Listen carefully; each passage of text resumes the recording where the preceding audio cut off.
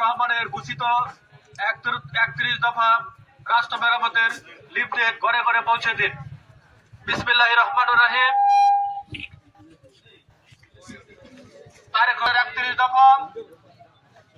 ঢাকা জেলা যুব দলের সংগ্রামী সাধারণ সম্পাদক, সাভার আসলিয়ার মা মাটি মানুষের নেতা, হাজারো যুবকের প্রাণের স্পন্দন জনাব আইয়ুব খানের নির্দেশনায় সাভার থানা যুব দলের উদ্যোগে আজকের এই লিফলেট বিতরণী অনুষ্ঠানে ইতিমধ্যে আমাদের মাঝে এসে উপস্থিত হয়েছেন ঢাকা জেলা যুব দলের সাবেক সহসভাপতি আরিফুর রহমান।